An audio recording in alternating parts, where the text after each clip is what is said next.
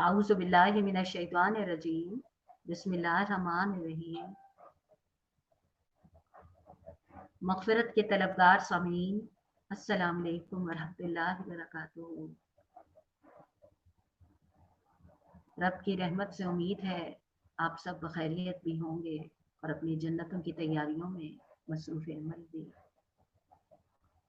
अल्लाह रब्बुल इज़्ज़त उन कोशिशों को अपनी बारगाह में कबूल फरमा ले, आमीन। हमारा आज का मौजू सारे इला मग़फ़िरा का दूसरा हिस्सा है। हमने पहले हिस्से में मग़फ़िरत के लिए तेज़ी क्यों दिखाएं और मग़फ़िरत मांगने वालों की बेसिक वैल्यूज़ की, बुनियादी कदरों की सूरह अहज़ाब से याद दहानी की थी। आज भी हम इसी मौजू को अंबिया अलैहिस्सलाम की दुआएं और कुरानी आयात के ज़रिए समझने की कोशिश करेंगे। इस दुआ के साथ कि रब्बि इश्रह ली सदरी व यस्सिर ली अमरी वहलुल उक़दतम मिन लिसानी यफ़क़हू क़ौली। अल्लाहुम्मा इन्ना अस्अलुका इल्मन नाफ़िअन। ऐ अल्लाह, हमें नफ़े वाला इल्म अता फरमा, आमीन।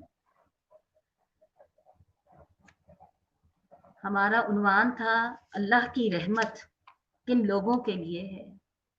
उसके तहत हमारे पिछले प्रोग्राम में सूरह अहज़ाब से हमने समझा था और अब हमारा जो अगला मैंने आपको लिखवाया था वो सूरह यासीन की आयत थी। सूरह यासीन की आयत नंबर 23 से 27। आइए अल्लाह ताला के कलाम से अपने लिए रहनुमाई हासिल करती हैं।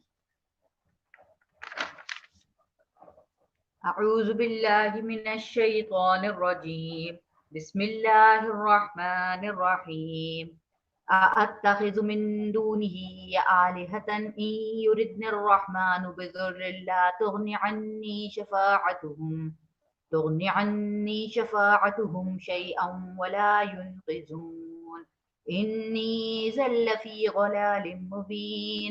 इन्नी आमन्तु बिरब्बिकुम फ़स्मऊन। क़ील उद्ख़ुलिल जन्नह क़ाल या लैत क़ौमी यअलमून बिमा ग़फ़र ली रब्बी वजअलनी मिनल मुकरमीन। सदक़ल्लाहुल अज़ीम। रब्बुल इज़्ज़त फरमाते हैं, हम थोड़ा सा पीछे से लेते हैं। तर्जुमा है इन आयात का। अल्लाह रब्बुल इज़्ज़त फरमाते हैं, इतने में शहर के दूर दराज गोशे से एक शख्स दौड़ता हुआ आया और बोला, ए मेरी कौम के लोगों, रसूलों की पैरवी इख्तियार कर लो।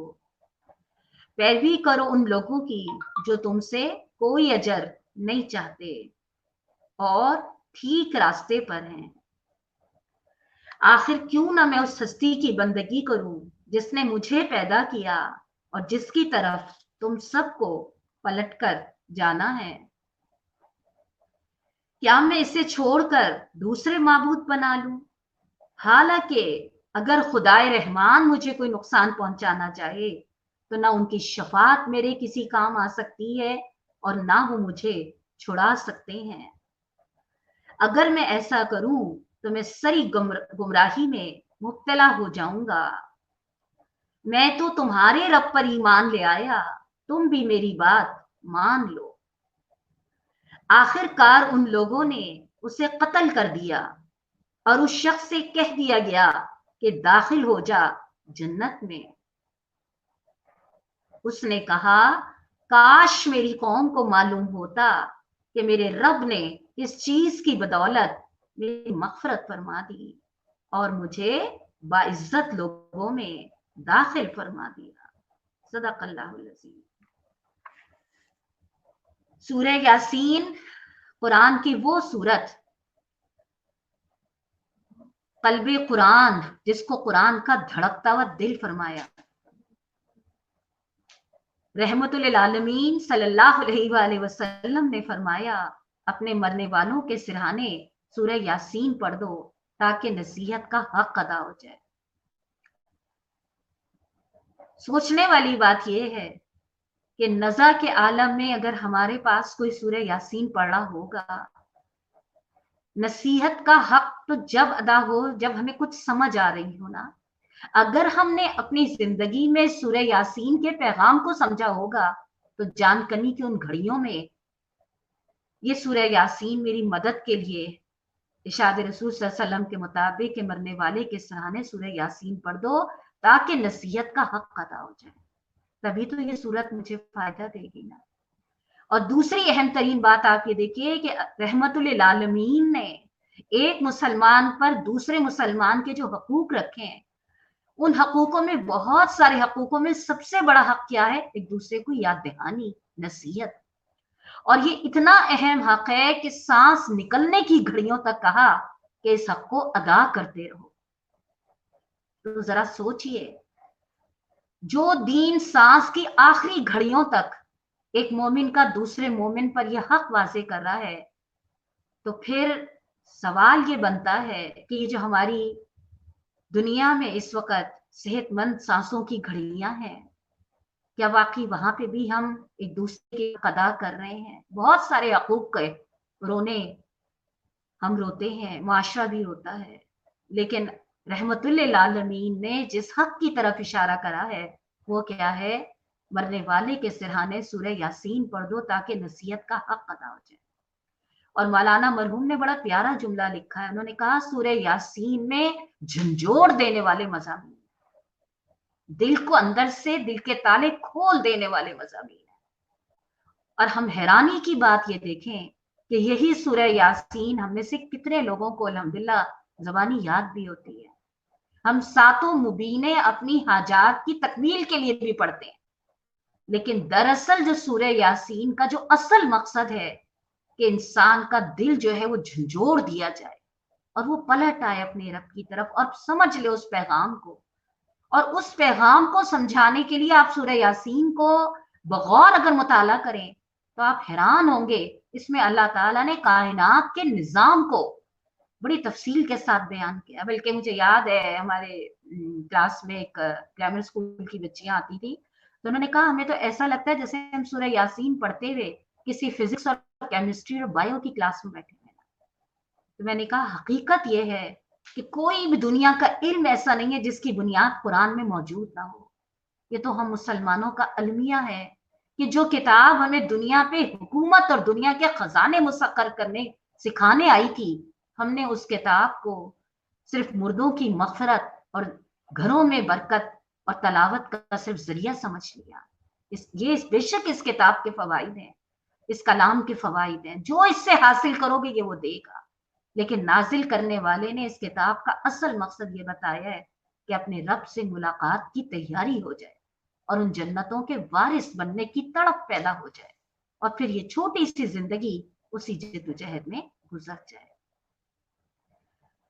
इसी सूरह यासीन में जहां पे ये आयतें आज आपके सामने, इसका मैंने तर्जुमा आपके सामने और तलावत रखी गई, शुरू में अल्लाह ताला ने ये बात वाज़े करी है। आप लोग इंशाल्लाह जब सूरह यासीन तक पहुंचेंगे, मैं बहुत सरसरी सा लेके चल रही हूँ, इंशाल्लाह इसके तनाजुर में जब आप इसका बगौर मुताला करेंगे तो इंशाल्लाह खुद बात समझ में आनी शुरू हो जाएगी कि दरअसल सूरह यासीन में ऐसा क्या मैसेज है कि ये दिलों के जंग को तोड़ती है और इंसान को अमल पे आमादा कर देती। शुरू से अल्लाह ताला ने ये बताया इसमें कि बेशक ये कुरान अल्लाह ताला ने नाजिल करा, ये कुरान हकीम है। फिर अल्लाह ताला ने ये वाजे करा कि दो तरह के लोग होते हैं। एक लोग तो वो होते हैं जो बेदेखे रहमान से डरते हैं, वो तो मान लेते हैं, और एक तरह के लोग वो होते हैं जिनके बारे में अल्लाह रब्बुल इज्जत ने फरमाया हमने एक दीवार उनके आगे खड़ी कर दी और एक दीवार उनके पीछे, और उन्हें अब कुछ नहीं सोचता, तुम उन्हें कितना समझाओ ये मान कर नहीं देते। और मौलाना मरहूम ने तशरीह में बड़ी प्यारी बात लिखी है कि दीवार आगे और पीछे खड़ी करने का मतलब क्या है? उनकी जिद और गर्मी, उनकी मैं, उनको अपनी अक्लों पे, अपनी सलाहियतों पे, अपने इल्म पे हुरूर, इत्मीनान, ये दरअसल वो तौक होते हैं और जिससे न वो मुस्तकबिल की फिक्र करते हैं न माजी के वाकयात से नसीहत हासिल करते हैं। इस तनाजुर में अल्लाह ताला ने बस्ती वालों का वाकया रखा है जिसका एक हिस्सा अभी आपके सामने रखा गया है। کہ وہ بستی جب اللہ کی بات کو, اللہ تعالیٰ نے اس بستی 3 رسول بھیجے تھے سمجھانے کے لیے, اور رسول جو تھے ان کی بات قوم مان کے نہیں دے رہی تھی, بلکہ عجیب عجیب جواز رکھ رہی تھی, کبھی کچھ اور کبھی کچھ. تو جس وقت یہ رد و قد ہو رہی تھی, جس وقت یہ آپس میں بحث و تنہیس ہو رہی تھی, تو آپ دیکھیے اب یہ آیات ہیں کہ اللہ کی بخشش کن کے لیے ہے نا. تو جس وقت یہ میں نے تھوڑا سا اس کا بیک گراؤنڈ پس منظر آپ کے سامنے رکھا ہے تاکہ آپ کو اس واقعے کی جو تھیم ہے, جو مقصد ہے, جو روح ہے وہ سمجھ میں یاد دہانی اس کی تازہ ہو جائے نا. کہ جس وقت بستی والے 3 رسولوں کو جھٹلا رہے تھے اور طرح طرح کے جواز پیش کر رہے تھے, اور اللہ تعالیٰ نے یہ واقعہ اس لیے نہیں صرف رکھا کہ ہمیں ماضی کے ایک واقعے کی رہنمائی ہو جائے, بلکہ اللہ رب العزت یہ بتا رہے ہیں کہ جب تک قیامت آئے گی ہر دور میں معاشرے میں اسی طرح اللہ کے بندے اللہ کا پیغام اللہ کے بندوں تک پہنچائیں گے, اور بستیاں اور افراد اسی طرح بحث اور رد و قد کریں گے جیسے اس بستی نے اپنے رسولوں کے ساتھ کرانا, یعنی بحث برائے بحث. آپ کو یاد ہوگا جب ہم لوگوں نے اس سے پہلے پڑھا تھا نماز کے بارے میں اور دیگر موضوعات کے بارے میں, تو ہم نے یہ والی بات پڑھی تھی کہ جو لوگ اپنی بحثوں میں پڑے رہتے ہیں کن کن پر اللہ کی رحمت نہیں آتی.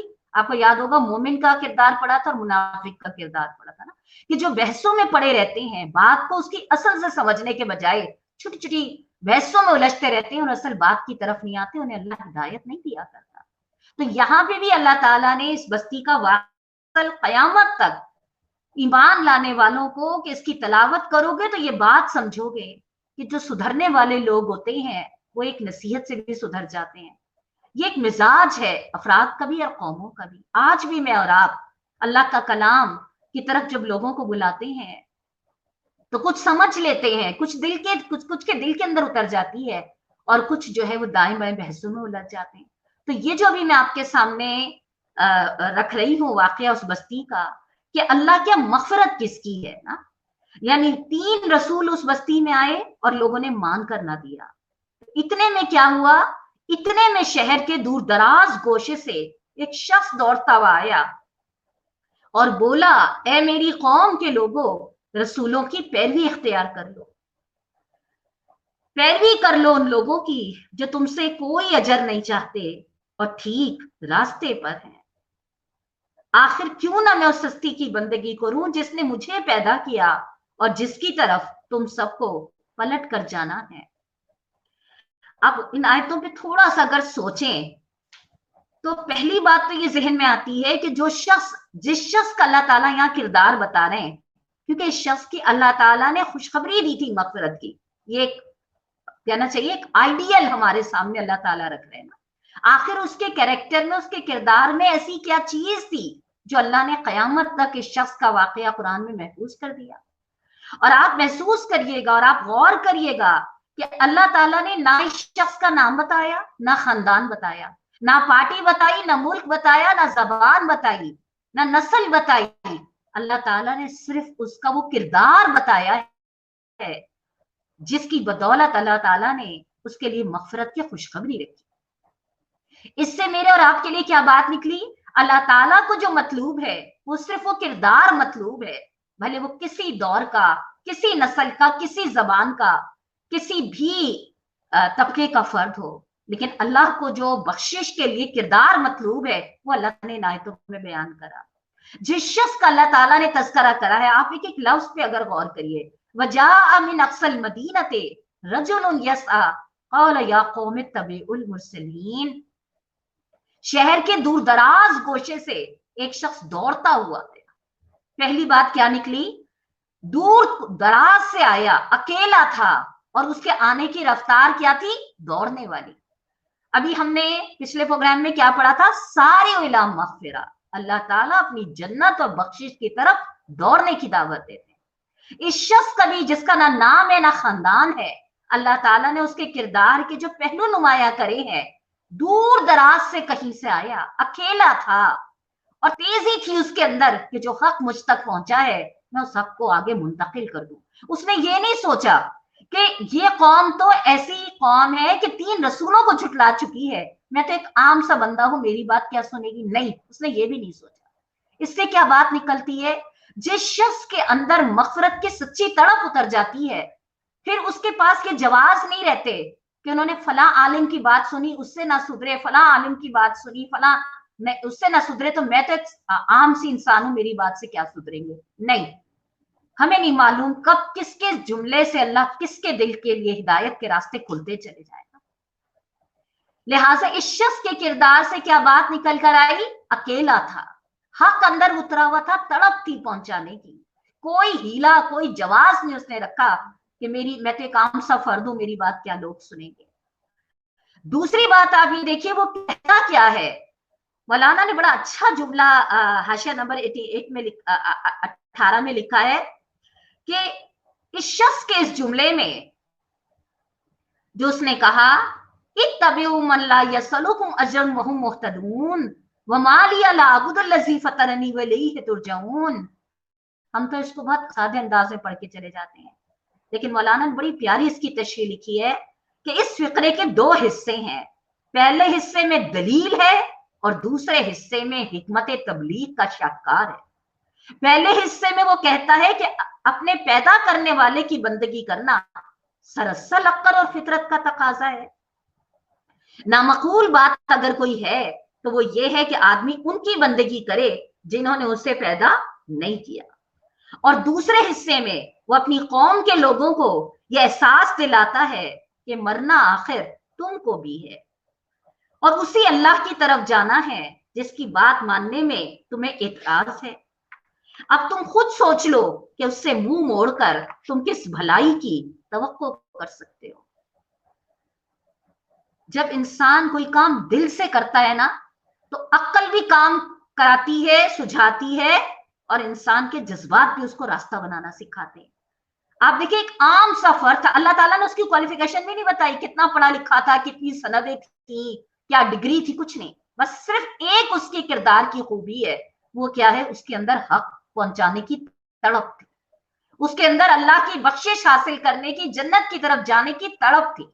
इस तड़प ने उसको इतना निडर, इतना समझदार और इतना ज़हीन बना दिया था कि बेख्तियार आप देखिए उसने कितनी हिकमत से बात इस अंदाज में करी कि सामने वालों को कॉमन सेंस के जरिए समझाने की भी कोशिश करी कि देखो, जो पैदा करने वाला है, हकूक तो उसी के मुतय्यन होते हैं। आज भी तो हम कहते हैं ना, जो जिस चीज का क्रिएटर होता है, सारे जुमला हकूक उसी के लिए महफूज होते हैं। कॉमन सेंस की बात है। उस शख्स ने कॉमन सेंस को भी अपील करा और बड़े प्यारे तरीके से सामने वालों को सोचने पे भी आमादा कर दिया कि देखो, जिस अल्लाह की तरफ पलट कर जाना है, जिसने पैदा करा है, तो अगर उसकी ये जो रसूल तुम्हें बात पहुंचा रहे हैं, उसी की तो बात पहुंचा रहे हैं, तो मान लेने में क्या हर्ज है। ये क्या चीज है? ये है दरअसल हिकमत। अल्लाह जिसे हिकमत अता करता है, जिसका सीना इस्लाम के लिए खोलता है, उसको हिकमत अता कर देता है। बात इस अंदाज से कही, और उसने ये बात किसी इदारे में बैठ के, किसी दर्स में बैठ के नहीं सीखी थी, उसके दिल के अंदर ईमान उतर गया। उस ईमान ने उसके मुंह से वो जुमले निकलवाए जिसको कुरान ने कयामत तक पढ़ने का और समझने का नमूना बना के रख दिया। आप सोचे जरा, मैं तो सोच रही थी इसको, यानी हम तो इस तजस्सुस में लग जाते हैं, शैतान जो हमारे साथ लगा, आखिर वो फर्द था कौन? कहते ना, आम खाओ पेड़ गिनने से क्या कामना। अल्लाह ताला हमें ये समझा रहे हैं कि देखो, जब हक अंदर, हम जो इतने दिन से तदब्बुर कुरान के मुताले से फैजियाब हो रहे हैं, हम तफसीर और कुरान की भी क्लासे ले रहे हैं, हम मुख्तसर दौरे कुरानों से भी गुजर रहे हैं। हकीकत ये है, इस रमजान के दिनों में तो जो बटन दबाओ वहां कुरान की बरकतें और फजीलतें समेटने के लिए समुंदर के समुंदर बह रहे ना। लेकिन सवाल ये है कि उन समुद्रों का पानी पीने से मेरे अंदर वो चीज उतर रही है जो मेरा रब मुझे बनाना चाहता है। क्या मेरी जबान, क्या मेरा दिल, क्या मेरा अमल, क्या मेरी तड़प, क्या मेरी कोशिश इस शख्स के किरदार की किसी मरहले में भी मैं ये सोचूं कि जो शख्स का किरदार था, जिसके अंदर हक उतरा था, और एक मैं हूं जिसके अंदर हक बाकायदगी से बेशुमार जराए से उतारा जा रहा है, क्या मेरा किरदार, मेरा प्रैक्टिकल, मेरा आइंदा का अज़म इस शख्स की किरदार के किसी हिस्से के भी बराबर ठहरता है? दूसरी बात आप ये देखिए, आगे क्या कहता है वही शख्स, आतखिज़ु मिन दूनिही आलिहतन इन युरिदिर रहमान क्या मैं इसे छोड़कर दूसरे माबूद बना लूं? हालांकि अगर खुदाए रहमान मुझे कोई नुकसान पहुंचाना चाहे तो ना उनकी शफात मेरे किसी काम आ सकती है और ना वो मुझे छुड़ा सकते। अगर मैं ऐसा करूं तो मैं सरी गुमराही में मुब्तला हो जाऊंगा। मैं तो तुम्हारे रब पर ईमान ले आया, तुम भी मेरी बात मान लो। फिर इस जुमले में आप ये देखिए, मौलाना ने बड़ा अच्छा जुमला लिखा है। मौलाना लिखते हैं इसमें हिकमत तबलीग का एक लतीफ नुक्ता पोशीदा है।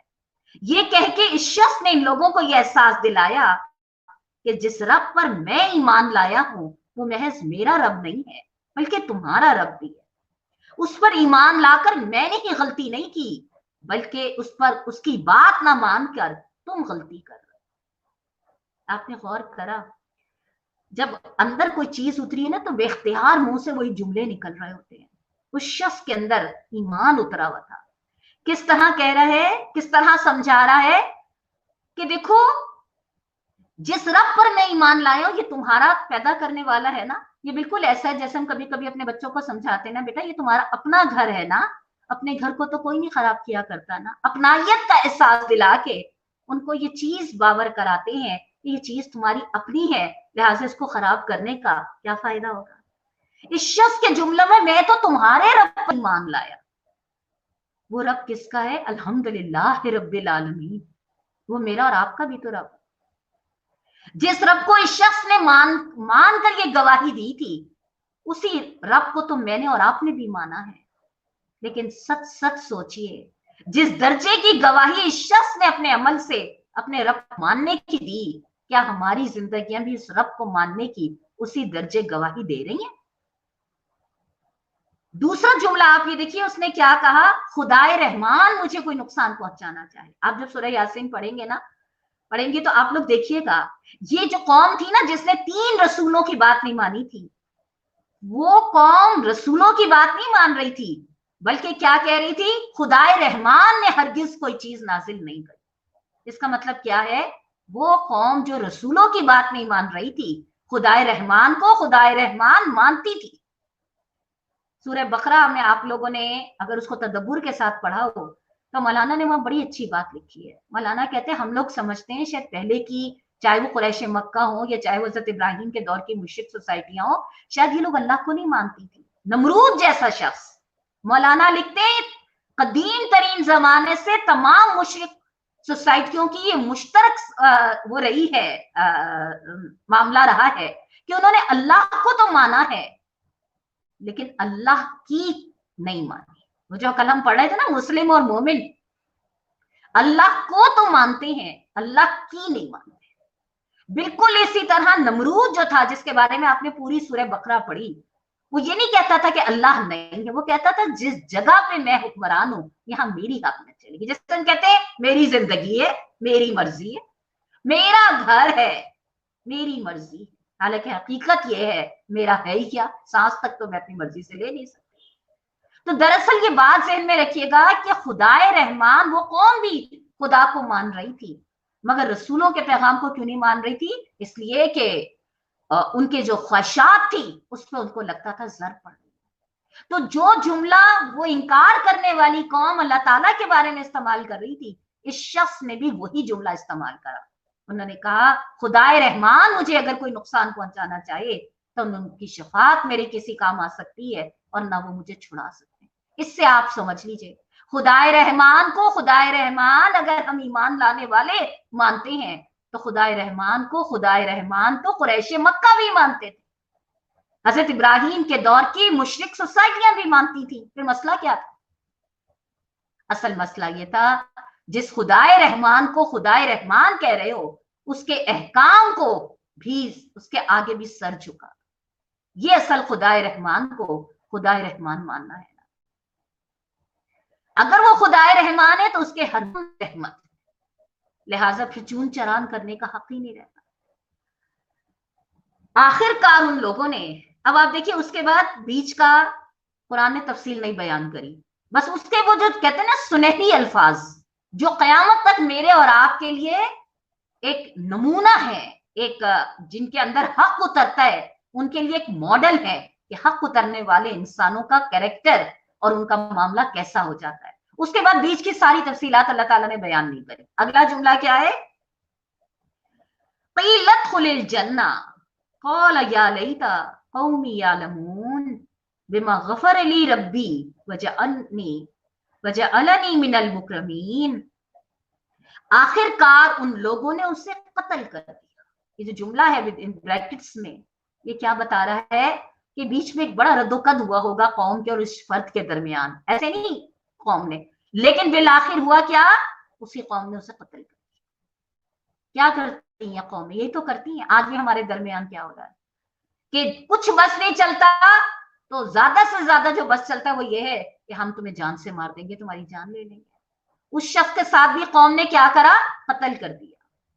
और आप देखिए अल्लाह ताला ने क्या कहा, जिस कौम के साथ, जिस फर्द के साथ कौम ने ये मामला करा, ना गले में फूलों के हार बिछाए, ना कोई उसका इस्तकबाल करा कि तुम्हारे बड़े खैर ख्वाह, जो आज हमारे साथ हो रहा है, फिर भी कौम ने क्या करा, कत्ल कर दिया।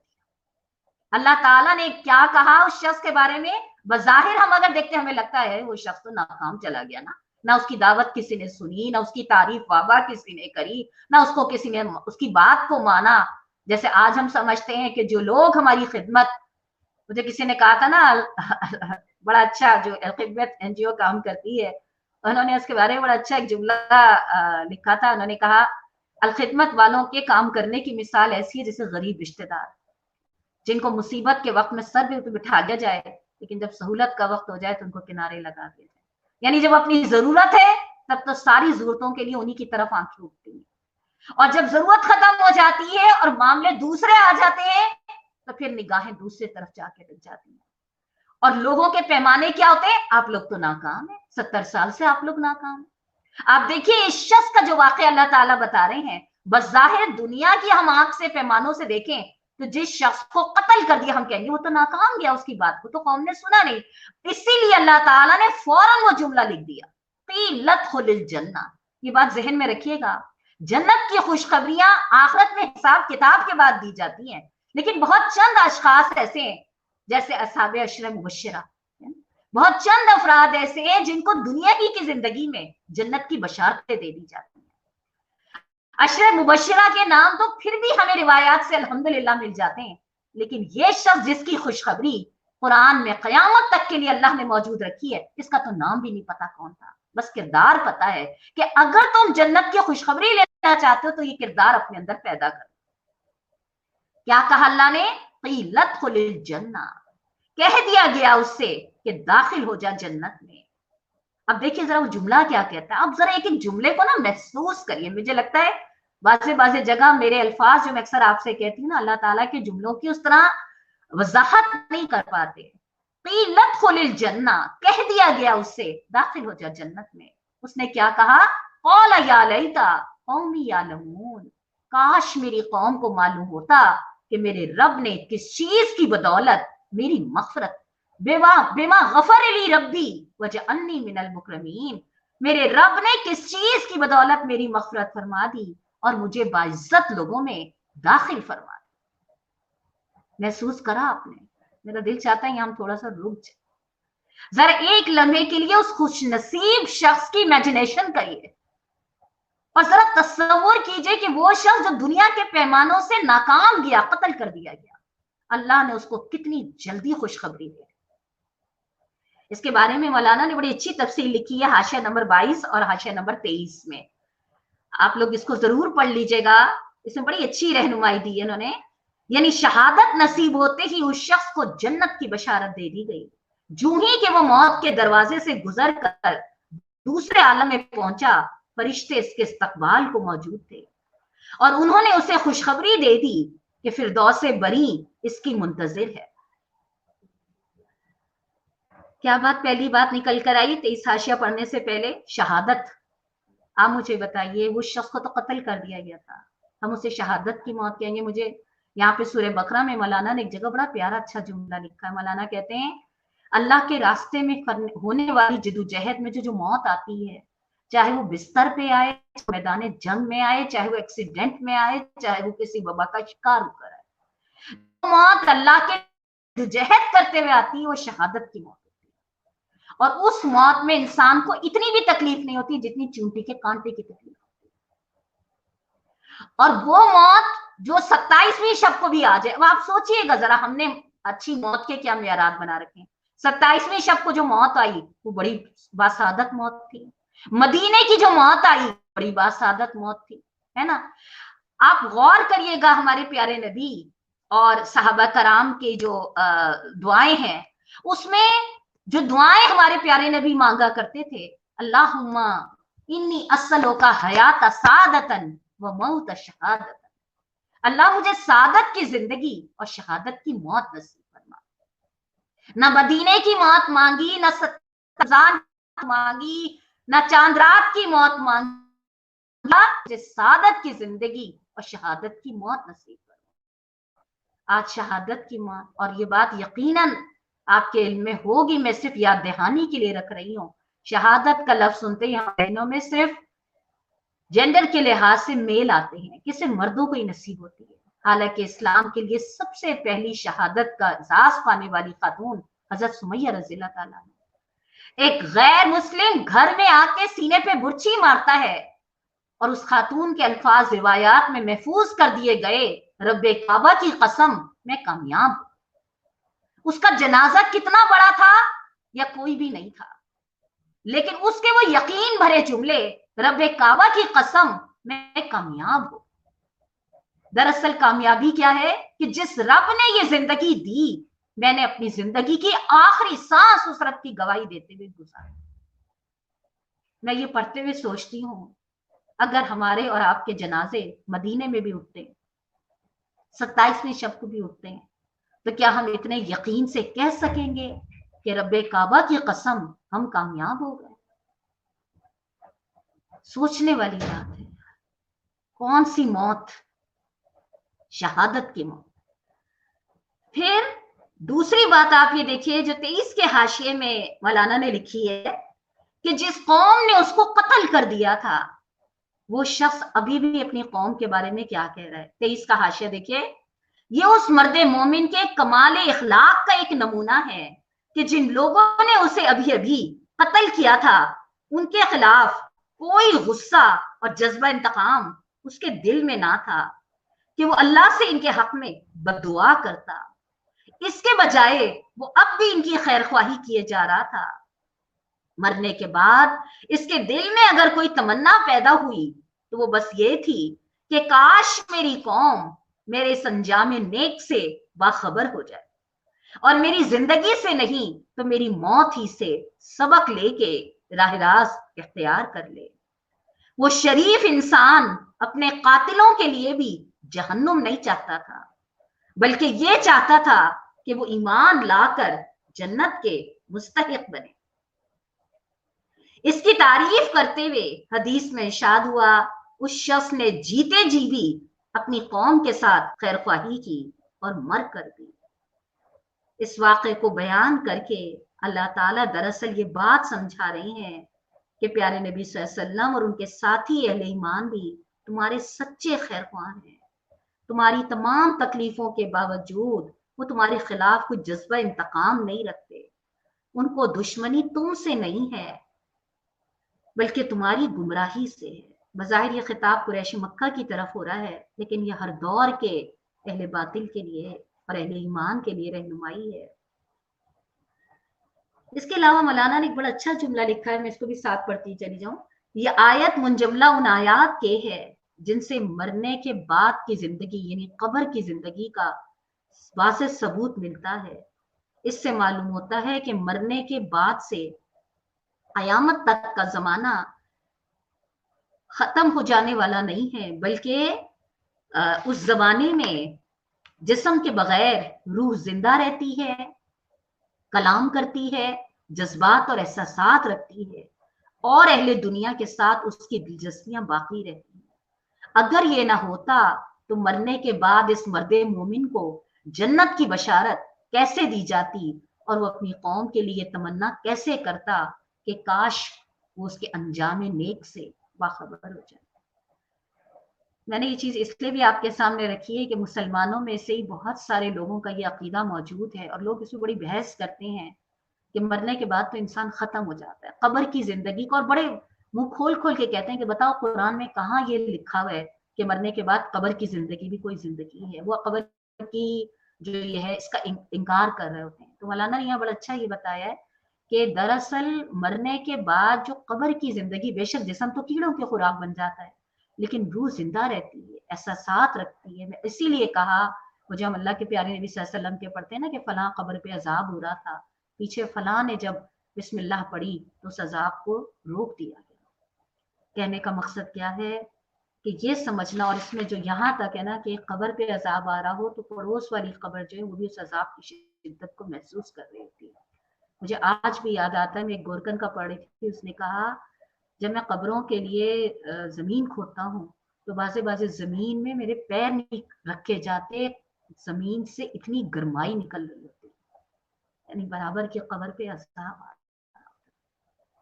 اور بازے قبروں پہ وہ کہتے ہیں کہ جب میں کھدائی کرتا ہوں تو ایسی خوشبو پھیل رہی ہوتی ہے کہ جو خوشبو میں نے دنیا میں کبھی سونگھی نہیں ہوتی. اللہ تعالیٰ دنیا میں ہمیں یہ چیزیں دکھا رہے ہیں، لیکن اصل ساری بات یہ ہے کہ ہم میں سے کتنے ہیں جو ان چیزوں کو محسوس کر رہے ہیں. مجھے یہاں ایک بڑا پیارا ایک اللہ تعالیٰ کے جا چکا، اللہ تعالیٰ اس کی بہترین مغفرت کرے، مجھے یہاں اس کا ایک بڑا اچھا جملہ یاد آتا ہے. جب اس سے اس کی روز کی مصروفیات پوچھی گئی نا، جیسے ہم سے اگر کوئی پوچھے صبح اٹھ کے شام تک کیا کرتی ہے تو ہم اپنا پورا ٹائم ٹیبل بتا دیں گے. تو جب اس سے پوچھا گیا کہ آپ کی سارا دن کی مصروفیات، اس نے صبح نماز کے بعد اور اپنے دیگر کاموں کے بعد بتایا کہ میں روز ان لوگوں کے پاس جا کر کچھ دور بیٹھتا ہوں جو مجھے میری حقیقت یاد دلاتے ہیں. تو سوال کرنے والوں نے کہا آپ دنیا چھوڑ کے ان لوگوں کے پاس جا کے بیٹھتے ہیں یعنی قبرستان؟ تو انہوں نے کہا یہی لوگ تو مجھے میری حقیقت یاد دلاتے ہیں. اور اسی لیے اللہ کے نبی صلی اللہ علیہ وسلم نے فرمایا کہ دلوں کو زنگ لگ جاتا ہے اور اس کا علاج موت اور قرآن. قرآن کی تو کس قدر تلاوت اور سماعت اور تدبر، بتائیے کوئی کمی ہے؟ لیکن موت کو یاد کرنے کے لیے زیارت قبور، ہم تو یہاں پہ یہ سوال کرتے ہیں میں نے تو فلاں سے پوچھا تھا، فلاں سے پوچھا تھا، ویسا چونکہ میرا موضوع نہیں ہے لیکن بہرحال چونکہ یہ دلوں کے زنگ کو دور کرنے کے لیے بہت بڑا علاج ہے تو ہم تو ایک تعبیر پوری رکھتے ہیں کہ ہم نے فلاں مولوی صاحب سے پوچھا تھا، انہوں نے کہا تھا نہیں قبرستان جانا، خاص طور پہ خواتین کے لحاظ سے تو بالکل ممانعت ہے. حالانکہ آپ بخاری شریف پڑھیے، اس کا پورا ایک سینیریو بتایا گیا ہے کہ پہلے جب لوگ قبروں پہ جا کے گریبان پھاڑتے تھے اور بیان کرتے تھے تو اللہ کے نبی صلی اللہ علیہ وسلم کے الفاظ کی لعنت فرمائی اللہ تعالیٰ. اور بعد میں جب لوگ سمجھ گئے کہ کیوں منع کیا جا رہا ہے تو اللہ کے نبی صلی اللہ علیہ وسلم نے فرمایا پہلے میں نے تمہیں منع کرا تھا زیارت قبور سے، اور اب میں تم سے کہتا ہوں کہ تم جاؤ اور اپنی موتوں کو یاد کرو. اب آپ سوچ لیجئے، کیا صرف مردوں نے قبرستان جانا ہے؟ عورتوں نے نہیں جانا. ہماری قبریں الگ نہیں، لیکن ہم اپنی زندگیوں کے روٹین پہ ذرا اٹھا کر دیکھ لیں. اس حقیقت کو یاد کرنے کے لیے زیارت قبور جو میں نے آپ سے کہا نا، قرآن کے ساتھ ساتھ اللہ کی بخشش کے راستے کی طرف چلنے کے لیے اپنی موت کی یاد دہانی.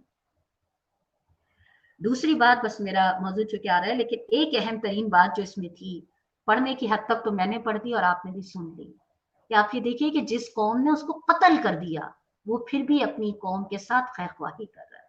یہ اصل وہ چیز ہے جو ایک اللہ کی بات پہنچانے والے کے لیے بنیادی شرط ہے. جس فرد کے اندر قوم کے لیے غصہ آ جائے نا، ڈنڈے کی قوم ہے، ڈنڈے سے سدھرے گی، وہ نہیں قوم کو اللہ کے راستے پہ لگا سکتا. اس کے لیے تو آپ تمام انبیاء کی، ابھی تو ماشاءاللہ آپ لوگوں کا رمضان میں قرآن چل رہا ہے، آپ تمام انبیاء کا پڑھیے گا. میں قصص القرآن کا جب پڑھ رہی تھی، ہر نبی نے جب اپنی قوم کو دعوت دی ہے تو اس کی دعوت میں یہ خیر خواہی تھی کہ اے قوم میں تیری بھلائی چاہتا ہوں، میں تمہارا بھائی، تمہارا خیر خواہ ہوں.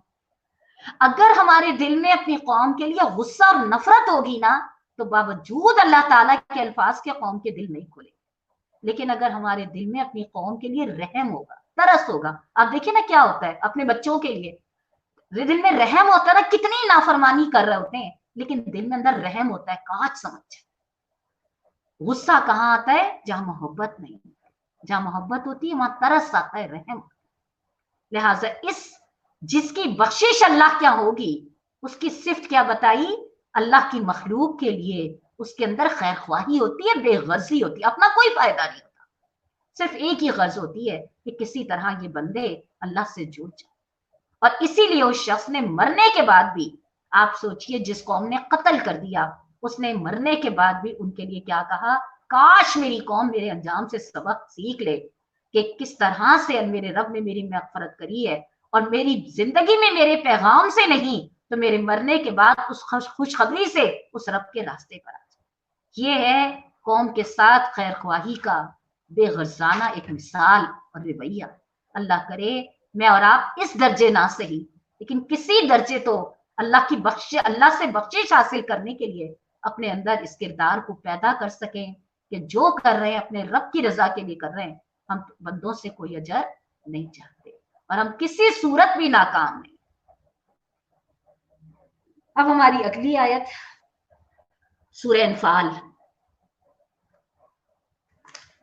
آیت نمبر 1 سے لے کے 4 تک۔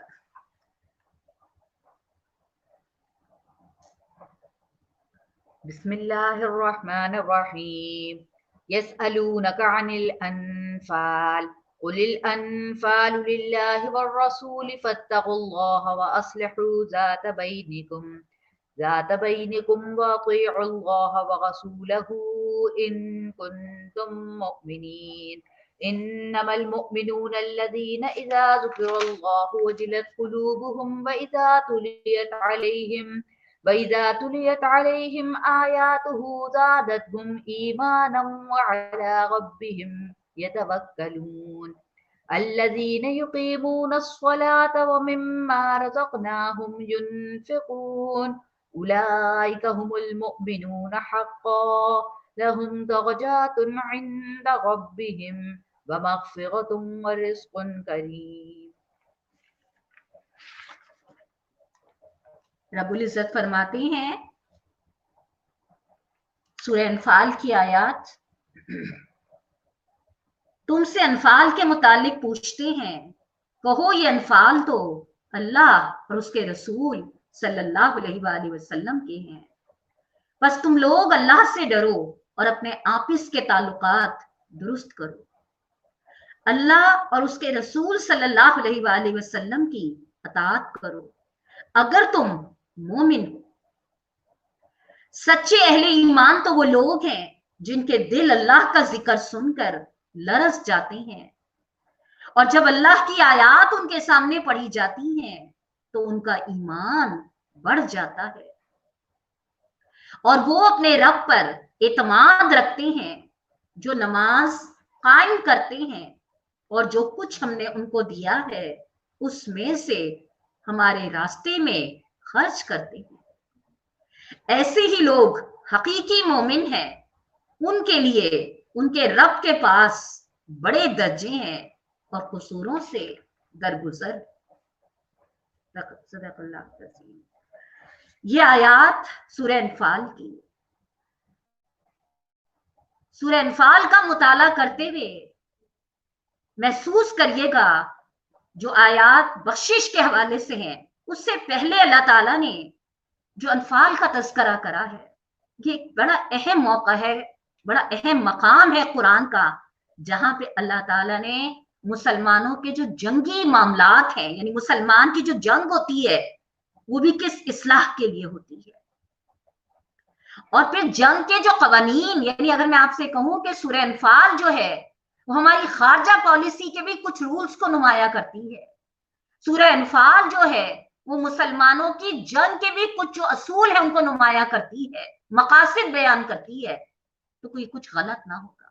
لیکن میرا خیال ہے ایک عام قاری سے جو قرآن لفظی ترجمے سے بھی پڑھ رہا ہے، صرف و نحو سے بھی پڑھ رہا ہے، اگر اس سے پوچھو، حافظ قرآن سے بھی پوچھ لو کہ مسلمانوں کی خارجہ پالیسی اور مسلمانوں کی جنگ کی حکمت عملی اور پالیسی قرآن میں کہاں بیان کی گئی ہے، تم تو قرآن اپنے سینے میں اتارنے والے ہو، تو بھی حیران ہو کے شکل دیکھ رہا ہوتا ہے، تم کون کون سے عجیب عجیب سے سوال پوچھ رہو۔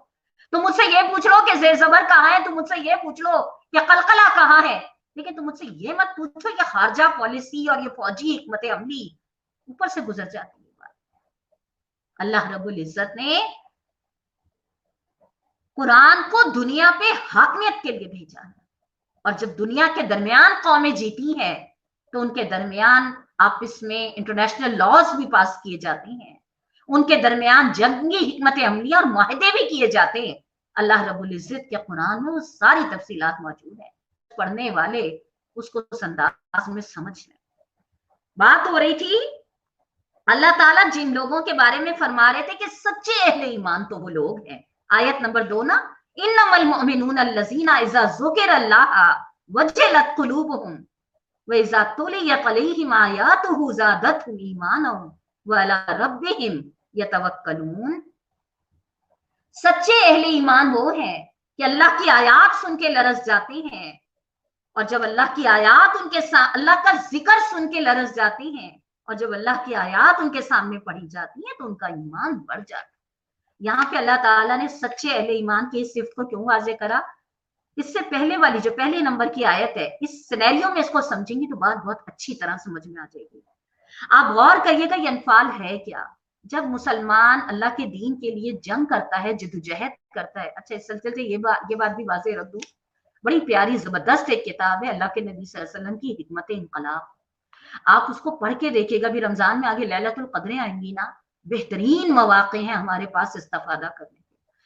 उसमें उन्होंने इतनी अच्छी बात लिखी है कि अगर हम सुन्नत रसूल को जिंदा करना चाहें तो आप हैरान होंगी देखकर कि अल्लाह के नबी सल्लल्लाहु अलैहि वसल्लम की जिंदगी में हर 3 महीने पे एक गज़वा, यानी इस्लाम के लिए उम्रा 1 या 2 मुश्किल आपको मिलेंगे, हज 1 मिलेगा, लेकिन अल्लाह के दीन को अल्लाह की जमीन पे कायम करने के जो मरहले अल्लाह के नबी सल्लल्लाहु अलैहि वसल्लम ने तय करे, हर 3 महीने में एक मार्का। इससे आप अंदाजा करिए सुन्नत रसूल में कौन सी सुन्नत चोटी की नौयत की सुन्नत है, और उस सुन्नत का हमारी तरजीहात में क्या मामला है, ये फिर एक अलग मामला आ जाता है सोचने का। लिहाजा इस पहली आयत को पढ़ते हुए जो अनफाल है, ये दरअसल क्या है कि जब मुसलमान अल्लाह के दीन को कायम करने के लिए पहले तो इस्लाह की कोशिशें करता है, लेकिन जब इस्लाह की वो कोशिशें अल्लाह के बंदों पर जुल्म नहीं रुकता और इस्लाह की कोशिशें दावत और तबलीग से नहीं कामयाब होती, तो फिर मोमिन हथियार उठाता है। कुरान ग़ज़वे बदर, ग़ज़वे उहद, ग़ज़वे हुनैन, ग़ज़वे अहज़ाब, ग़ज़वे तबूक, मुसलसल तस्करों पे तस्करे हैं, ये समझाने के लिए कि कुरान की रूह समझने के लिए हक और बातिल की इस कशमकश में तुमने अपना हिस्सा डालना है। तो जो मुसलमान इस जंग में अल्लाह के दीन के लिए अपना हिस्सा डालते हैं, तो उससे जो माल हासिल होता है, उस माल की तकसीम कैसे हो। जिस वक्त ये ग़ज़वा बदर हुई थी, तो अभी ये चूंकि शुरू था, अभी मुसलमानों के सामने जो है वो असूल नहीं आए थे कि माली गनीमत जो आए तो उसके किस तरह से हिस्से किए जाए ना। लिहाजा सहाबा कराम थे, मैं ये बात सिर्फ आपको इसलिए महसूस कराना चाह रही हूँ कि हम ये समझते हैं कि जिनके हिस्से में अल्लाह की रहमत आती है वो दुनिया की तमाम नफ्सी तरगीबात से पाक होते हैं। ऐसा नहीं होता। आप देखिए ये सहाबा कराम जो अपनी जाने हथेलियों पे रख के प्यारे नबी के साथ निकले थे, लेकिन जब माल की तकसीम का मामला आया तो आपस में थोड़ा सा मामला टेढ़ा हो गया ना, यानी हर फरीकों के दरमियान आपस में थोड़ी सी बदमजगी हो गई ना। हालांकि अल्लाह के दीन के लिए निकले थे, लेकिन देखिए ऐन वक्त पे माल की जो चीज थी उसने दिलों को आपस में खराब कर दिया। इसका मतलब क्या है?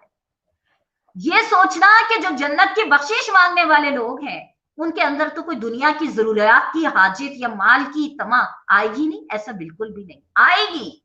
लेकिन उस तमा को, उस चीज को एक दायरे के अंदर रखना, अल्लाह ताला ने यहाँ पे उसी को वाज़ेह करा है कि जब सहाबा कराम के दिलों में, ये वो सहाबा कराम है मैं और आप जिनके पैरों की राख भी नहीं, लेकिन अल्लाह ताला सिर्फ इसलिए ये बात बताते हैं कि देखो वो भी हमारी तुम्हारी तरह के इंसान थे। जिस तरह आज हमें अपनी औलाद, अपने घर, अपने हक, अपने माल से मोहब्बत होती है, सहाबा कराम को भी इससे मोहब्बत थी, और अल्लाह ने इस मोहब्बत को हराम नहीं करा। हाँ, इस मोहब्बत की कुछ लिमिटेशंस बताई, सैक्रिफाइसिंग बताई।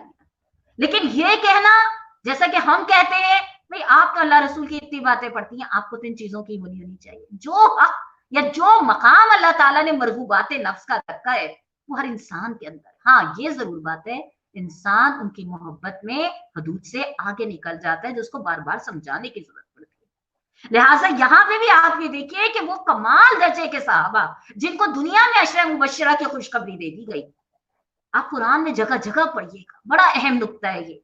कमजोरियां हुई, बार बार हुई, लेकिन उन्होंने बार बार रब ने उनको एहसास दिलाया और उन्होंने रब की तरफ रुजू कर लिया। अल्लाह ने कहीं कुरान में ये नहीं लिखा कि जिनको जन्नत की खुशखबरियां दी गई थी उनसे कभी कोई गलतियां हुई नहीं। नहीं, क्या कहा, हुई। अल्लाह ने चौंकाया, अल्लाह ने समझाया, फौरन पलटे, अल्लाह ने माफ कर दिया, उससे ज्यादा बेहतर दे दिया। तो ये भी जो सच्चे अहले ईमान, मैं आपके सामने सच्चे अहले ईमान की सिफ्त पढ़ा के चली जाऊं, लेकिन ये सच्चे अहले ईमान की सिफ्त किस बशरी तकाजे को सामने रख रही है कि इंसान होने के नाते दिलों में माल गनीमत की मोहब्बत के लिहाज से हर एक ने अपना हक समझा कि ये मेरा हक है। आप इसमें थोड़ा सा तनाजा हुआ, अल्लाह रब्बुल इज्जत ने उसी वक्त आयतें नाजिल करी, क्या कह के, सच्चे अहले ईमान, यानी तुम हो तो अहले ईमान, लेकिन इस वक्त जो माल की मोहब्बत ने तुम्हारे दिल पे गलबा पाया है ना, तो तुम्हारा ईमान थोड़ा पीछे चला गया। वो हम पढ़ रहे थे ना मुसलसल पिछले प्रोग्रामों में, प्यारे नबी का फरमान, ईमान में ठहराव नहीं होता, कभी चौदहवीं के चांद की तरह और कभी पहली के चांद की तरह।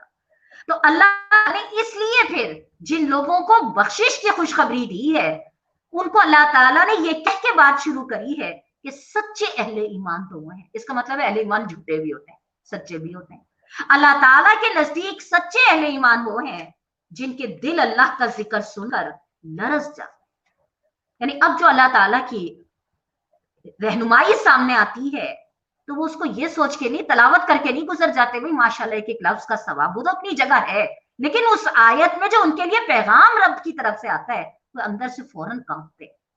और जब अल्लाह की आयत उनके सामने पढ़ी जाती है तो उनका ईमान बढ़ जाता है। इसमें मौलाना ने 2 नंबर के हाशी में बड़ी अच्छी तशरीह दी है, आप लोग इसको जरूर पढ़िएगा, ईमान बढ़ने और घटने के लिहाज से। यानी हर ऐसे मौके पे जब कोई अल्लाह का हुक्म इंसान के सामने आए और वो उसको मान के सर झुका दे, आदमी के ईमान में इजाफा होता है। और हर उस मौके पे जबकि कोई चीज आदमी की मर्जी के खिलाफ, उसकी आदतों, उसके मिजाज, उसकी मोहब्बतों, उसकी दोस्तियों के खिलाफ उसके सामने आए और वो उनको मानने के बजाय अपने आप को बदलने के, उनको मानने के बजाय अपने आप को उसके आगे सरेंडर ना करे, अपने आप को बदल डाले, यानी जो उसके सामने पैगाम आ रहा है वो उनको मानने के लिए अपनी आदतों को, अपने मिजाज को बदल डाले, तो इससे मोमिन का ईमान बढ़ता है। और अगर ऐसा हो कि उसके सामने अल्लाह का और उसके नबी का पैगाम आए जो उसकी आदतों, उसके मिजाज के खिलाफ हो, तो वो उसके आगे सर झुकाने के बजाय क्या करे, उन अहकाम को बदलने की कोशिश करे, जवाब सीले बहाने निकाले, तो उसके ईमान की जान निकल रही होती। सोचिए जरा, ईमान कब बढ़ता है?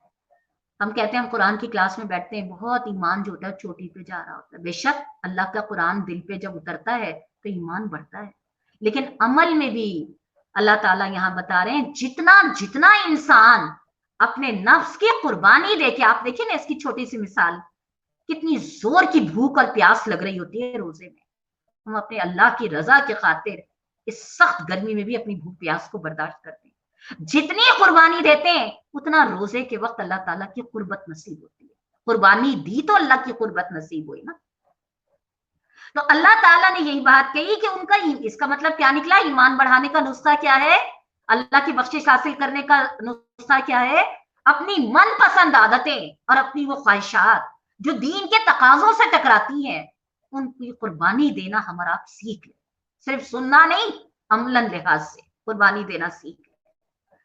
और अगला जुमला अल्लाह ताला ने क्या कहा, वअला रब्बिहिम यतवक्कलून, वो अपने रब पर इत्माद रखते हैं, यानी उन्हें ये यकीन होता है कि जो कुर्बानी वो अपने रब के लिए दे रहे हैं उनका रब इंशाल्लाह उसका बेहतर नतीजा उनको अता देगा। ये इत्माद जो है ना, मैं सच अगर ये बात कहूं तो हम हस्बी अल्लाहु ला इलाहा इल्ला हुवा इलैहि तवक्कलतु व हुवा रब्बुल अर्शिल अज़ीम और हस्बुनल्लाहु निअमल वकील व निअमल मौला व निअमन नसीर पढ़ने के बावजूद उस इत्माद की नेमत से अभी भी महरूम।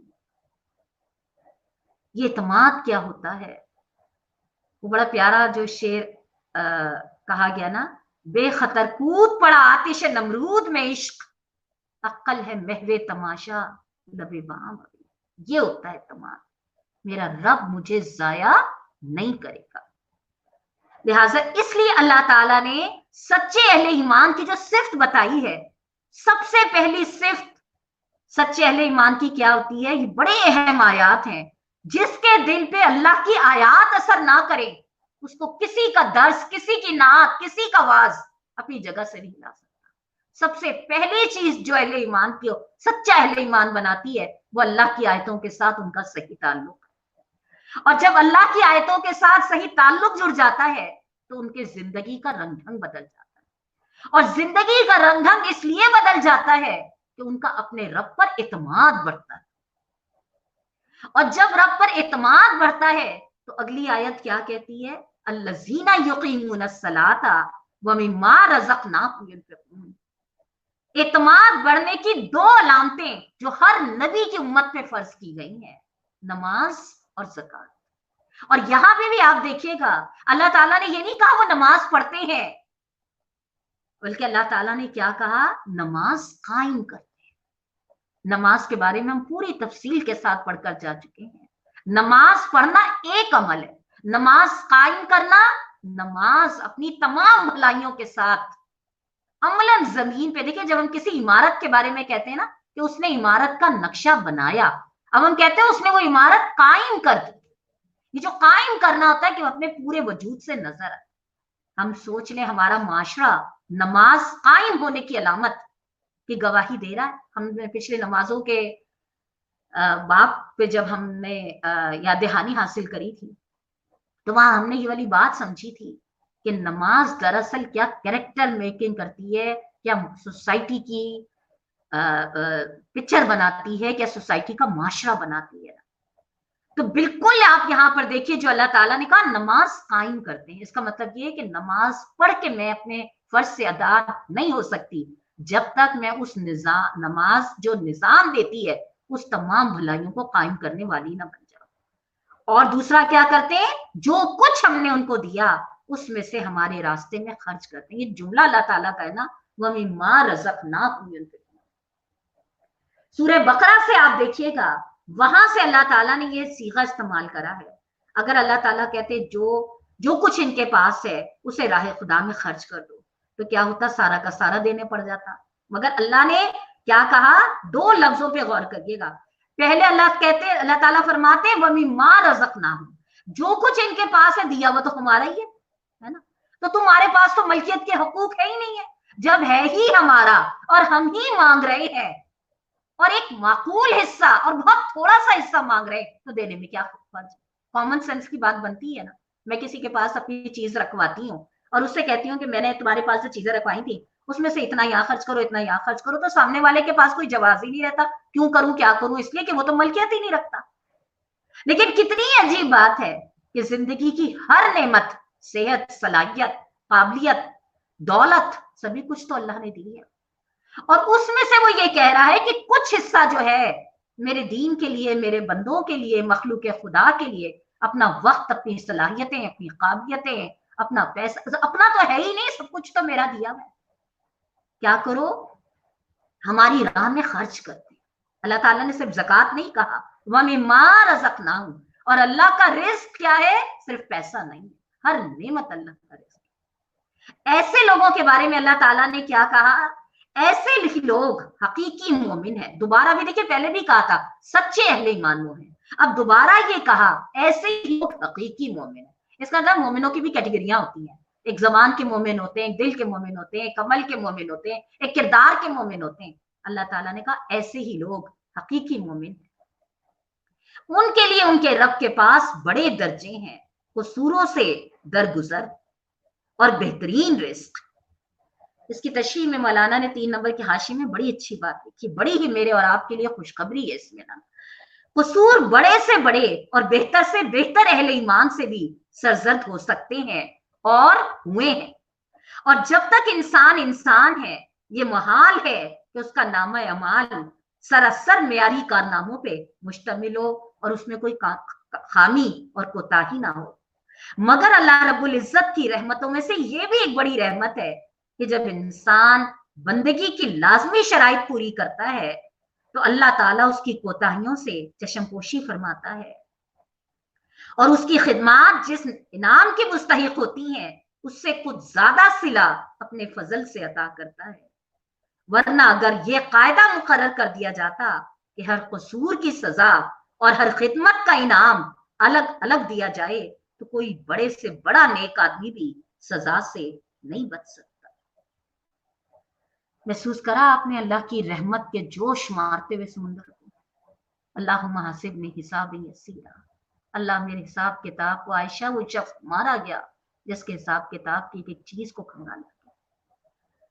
आप देखिए क्या कहा, यहाँ पे भी आपने देखा जिनके लिए अल्लाह ताला ने बख्शिश का फैसला फरमाया उनसे कोताही हो गई। हमारे लिए भी कयामत तक के लिए, मेरे और आप जैसे इंसानों के लिए भी इसमें खुशखबरी है। अभी हम जब इस्तग़फ़ार का मौजू लेंगे कि हकीकत यह है कि बंदा बंदा बशर है, कोई बंदा ये दावा नहीं कर सकता कि मेरी जिंदगी खताओं से पाक है। लिहाजा अल्लाह के यहाँ बख्शिश उस बंदे की है जो अपनी खताओं पे निगाह डाल के बजाय उन खताओं के लिए जवाब पेश करने के कि फलां की वजह से, फलां की वजह से, फलां की वजह से, ना, बल्कि तस्लीम कर ले कि हाँ ये मेरे से कोताही हुई है। जब वो तस्लीम कर लेगा तो अल्लाह रब्बुल इज्जत के लिए, अल्लाह रब्बुल इज्जत के पास उसके लिए बड़े दर्जे, और बड़े दर्जों में जो एक अल्लाह ताला ने बताया, रिज़्कुन करीम, मग़फ़िरतुन व रिज़्कुन करीम, कसूरों से दरगुजर। ये इतना बड़ा अल्लाह ताला की तरफ से कंसेशन है, रियायत है कि आप ये सोचिए, वो जो है ना कि अल्लाह बुराइयों को भलाइयों से बदल देगा। जरा हम अपनी कमजोरियों पे नजर तो डालें। अब हम अल्लाह ताला से एक बड़ी प्यारा मांगते हैं ना, अल्लाह हम अपनी इस्तिताअत के मुताबिक मांगते हैं, तो अपनी शान के मुताबिक अदा कर। हकीकत ये है कि इन जुमलों में अल्लाह ताला की वो शान झलक रही है, और हम अल्लाह से ये दुआ करेंगे कि अल्लाह ताला हमें भी अपनी शान के मुताबिक अता कर दे, हमारे भी कसूरों से दरगुजर कर दे, और जो कमियां कोताहियां बहसियत इंसान हमसे रोजमर्रा के मामलात हैं और होती रही हैं और होती रहेंगी, अल्लाह रब्बुल इज्जत हमें उनका एहसास करने वाला और उनकी तलाफी के लिए जद्दोजहद करने वाला बना दे। आमीन। उसके बाद अगली जो मग़फ़िरत की आयत थी सूरे अनफाल की 27 से 29 आयत, आइए इसकी तलावत सुनते हैं।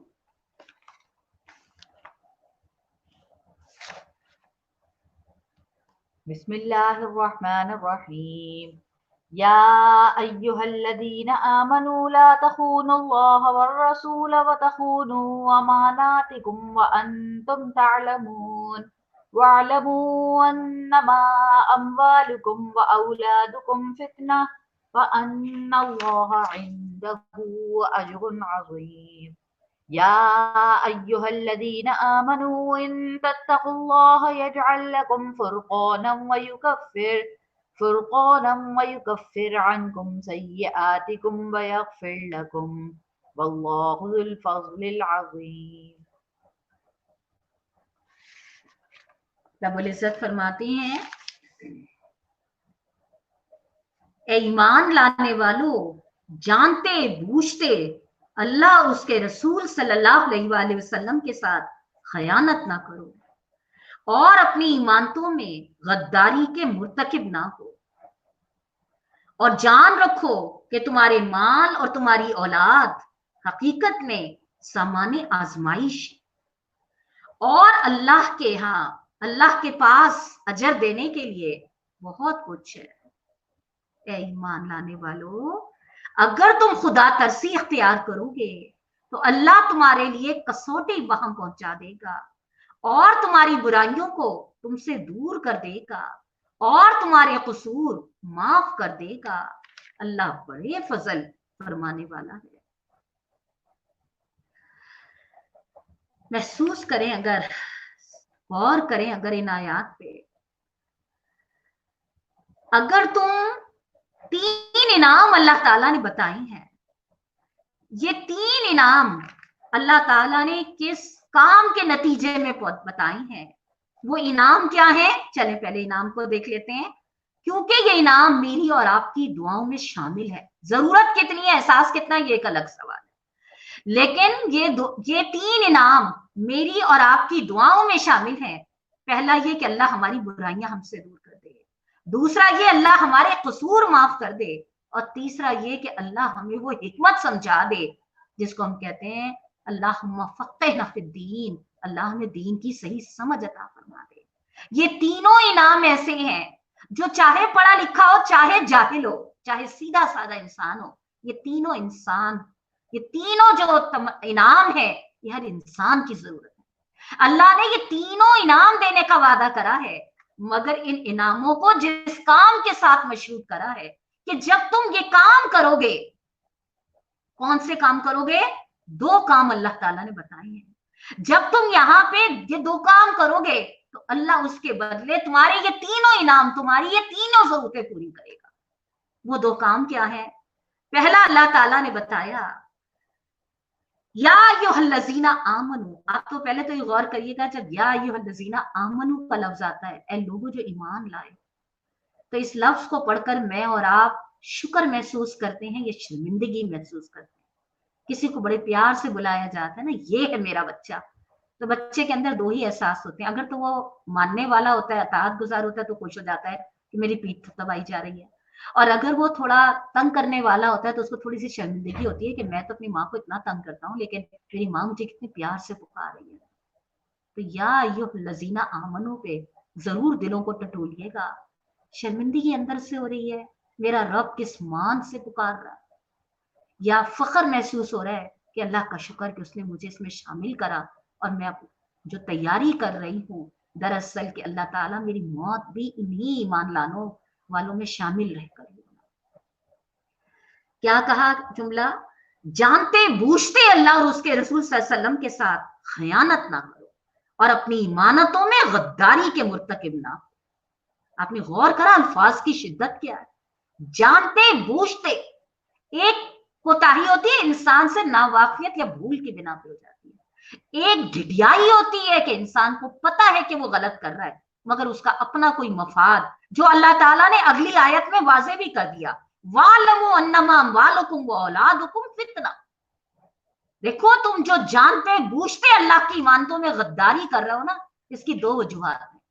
तुम्हें अपने माल और तुम्हारी औलादें तुम्हें अल्लाह के रास्ते से ज्यादा अजीज। इसीलिए आप यहाँ देखिए, यहाँ पे अल्लाह ताला ने अन्नमा अम्वालुकुम व औलादुकुम फितना कहा है।